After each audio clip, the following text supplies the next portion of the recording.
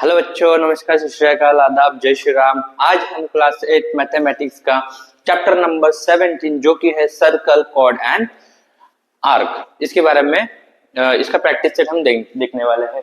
Practice set की तरफ जाने के पहले कुछ बेसिक चीजें देख लेते हैं, जैसे कि रेडियस है, डायमीटर है, कॉर्ड है, सेंट्रल एंगल क्या होता है, मेजर आर्क क्या होता है, ये सब चीजें हम थोड़ा देख लेंगे। तो रेडियस क्या होता है बच्चों? जैसे रेडियस है तो रेडियस होता है centre of the circle to outer part of the circle. मतलब हम बोल सकते हैं centre of circle to edge of the circle, जो जॉइन होता है उसे हम क्या बोलेंगे? रेडियस बोलेंगे। ठीक है, इन अपने लैंग्वेज में हम बोल सकते हैं कि सर्कल का आधा मतलब क्या होगा? रेडियस होगा। ठीक है, उसके बाद में डायमीटर। अभी डायमीटर क्या है? डायमीटर सर्कल के एक एंड से दूसरे एंड को जो लाइन ज्वाइन होगी, बट कंडीशन एक है, वो सेंटर से पास होनी चाहिए, उसे हम क्या बोलेंगे? डायमीटर बोलेंगे। जैसे कि यहाँ पे डायमीटर देखे रखा है, ए एंड बी क्या है? डायमीटर है। एच एंड डी क्या है? डायमीटर है। सी एंड जी क्या है? डायमीटर है। ठीक है, आप देख सकते हो ये सभी लाइंस कहाँ से पास हो रही है? सेंटर से हो रही है। ओके, उसके बाद में कॉर्ड्स। अब कॉर्ड्स क्या होता है? जैसे डायमीटर हमने देखा है, डायमीटर जब देखे तब हमने बोला कि लाइन सेंटर से पास होनी चाहिए, बट कॉर्ड के समय लाइन सेंटर को छोड़ के पास होनी चाहिए, और सर्कल के कोई भी दो एजेस पॉइंट को, आउटर पार्ट को क्या होना चाहिए? ज्वाइन होनी चाहिए। ओके बच्चों, ठीक है, तो आपको तो रेडियस, डायमीटर और कॉर्ड समझ चुका होगा। ठीक है, उसके बाद में एक एक्टिविटी देके रखी है हमारे टेक्स्ट बुक में, उसे देख लेते हैं। तो एक्टिविटी में बोल के रखा है segment OD is fill in the blanks. Okay, तो यहाँ पे देखो सेगमेंट ओडी क्या है? तो सेगमेंट ओडी एक सेंटर से लेके तो outer part of the circle को ज्वाइन है। तो अभी हमने बोला था कि सेंटर से लेके outer part of the circle है, तो इसका मतलब ये क्या हो सकता है? रेडियस हो सकती है। ओके, सो ये है रेडियस। उसके बाद में सेकंड क्वेश्चन देखो बच्चों, segment A B is the fill in the blanks of the circle. अब सेगमेंट ए बी क्या दिख रहा है? सेगमेंट ए बी मतलब क्या है?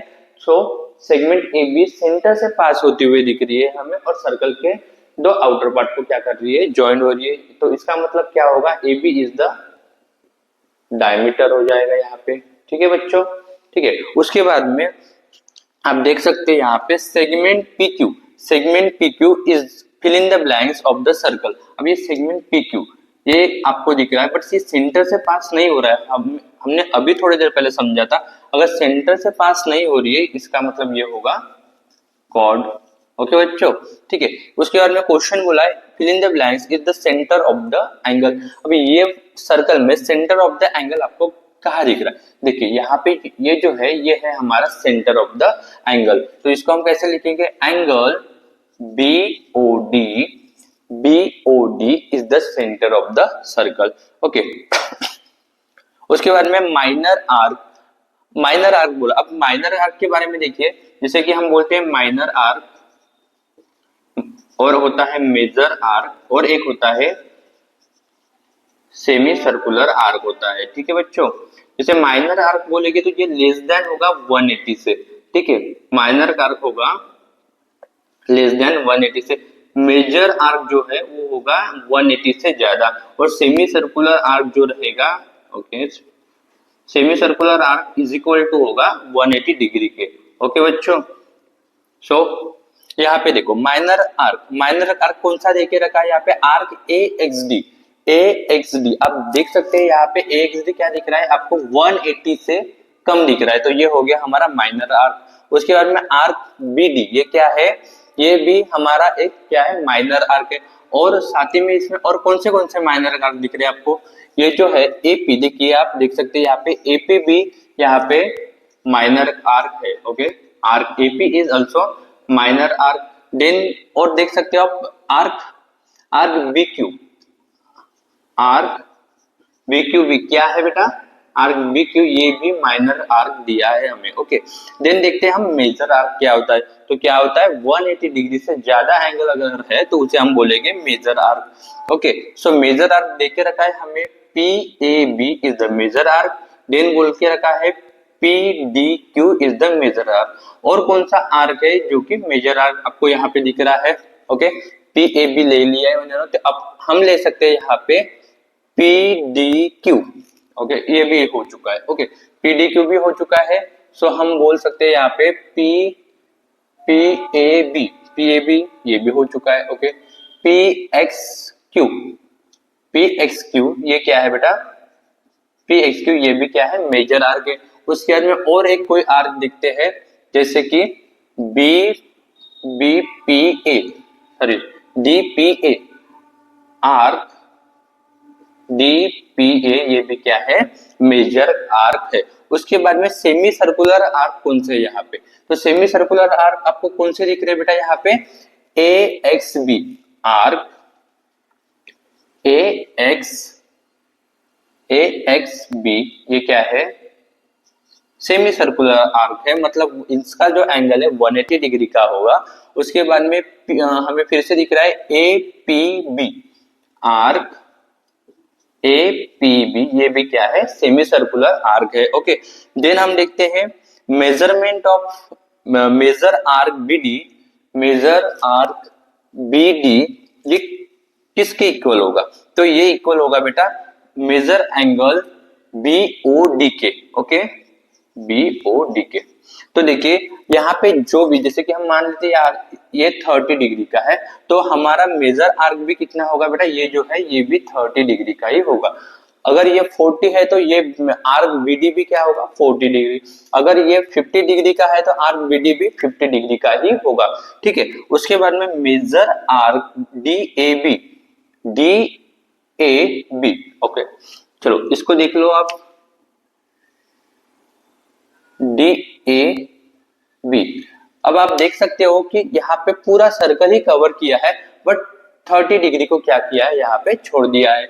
ओके, सो हम क्या बोल सकते हैं कि मेजर आर्क DAB क्या हो सकता है? 360 माइनस यहाँ पे कौन सा एंगल छूटा है बेटा? तो हम मेजर आर्क BOD यहाँ पे क्या हुआ है? छूट गया है। ठीक है, इसको क्या करना पड़ेगा? माइनस करना पड़ेगा। जैसे कि एग्जांपल के लिए अभी हमने यहाँ पे 30 लिया था, इसी को सॉल्व करके देखते हैं। तो ये क्या हो जाएगा? 360 माइनस 30, 360 माइनस 30 क्या हो जाएगा? 330 डिग्री हो जाएगा। तो हमारे पास में मेजर आर्क कितना आ गया बेटा? DAB 330 डिग्री आ गया। ओके, क्लियर हो गया आप सभी को? अब उसके बाद में दो इंपॉर्टेंट प्रॉपर्टी है, उसे हमें देखना है। ठीक है, सो फर्स्ट प्रॉपर्टी देके रखिए हमें, if the perpendicular drawn from the center of the circle to its chord bisect the chords। okay, so इसका मतलब क्या होता है? देखिए, a perpendicular drawn from the center of a circle, हमें परपेंडिकुलर निकालना है कहां से? सर्कल के सेंटर से। देन हम क्या बोलेंगे? To its chord bisect. अब देखो यहाँ पे सपोज मान के चलते एक कॉर्ड है हमारा AB नाम का एक कॉर्ड है, और इन्होंने बोला परपेंडिकुलर ड्रॉन करना है हमें कहां से? सेंटर ऑफ द सर्कल से। जब हम परपेंडिकुलर ड्रॉ कर रहे हैं तब ये जो कॉर्ड है, एक जो कॉर्ड है वो क्या हो जाएगा? बाइसेक्ट हो जाएगा इक्वल पार्ट्स में। जैसे सपोज कॉर्ड की जो लेंथ है, कॉर्ड ऑफ AB मान के चलते हैं 12 है, लेंथ ऑफ AB कितना है? 12 है। सो यहाँ पे आएगा सेंटर ऑफ O, इसको ले लेते P। सो AP कितना आ जाएगा बेटा? हमने बोला कि बाइसेक्ट करता है इक्वल्स पार्ट में, तो AP भी 6 आ जाएगा और PB भी कितना आ जाएगा? 6 ही आ जाएगा। ठीक है, और इसे हमें क्या करना है? जब भी हम प्रैक्टिस सेट सॉल्व करेंगे तो इसे हमें याद रखना है। उसके बाद में बोल के रखा है the segment joining the centre of the circle at the midpoint of the chord is perpendicular the chord. अब देखिए क्या बोल के रखा है यहाँ पे,